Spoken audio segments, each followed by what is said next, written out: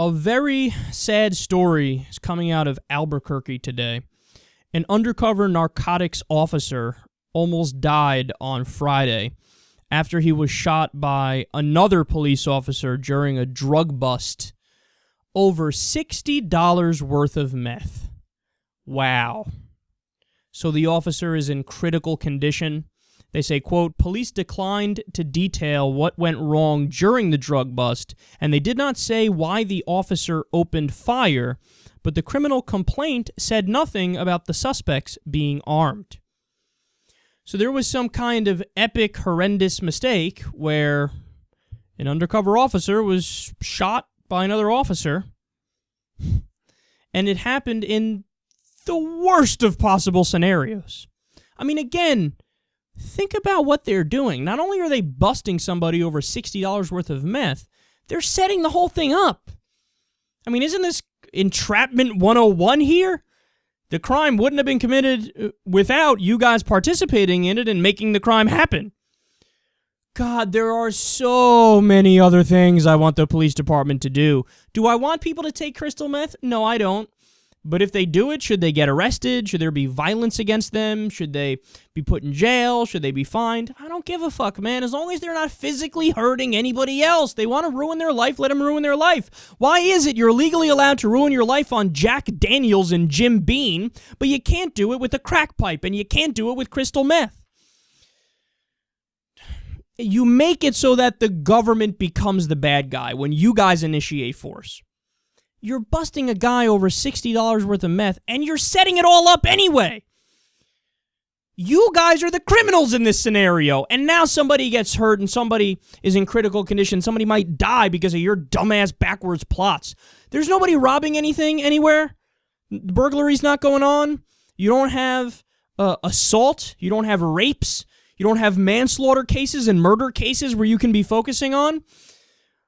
I mean, I want the police department there to protect from violent criminals. I want the police department there to maintain the order in that respect.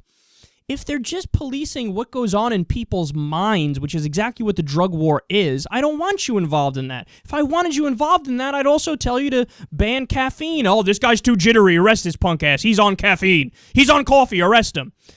Right? I don't want you to ban Monster Energy, Red Bull, caffeine. I don't want you to ban alcohol. I don't want you to ban wine. I don't want you to ban Xanax.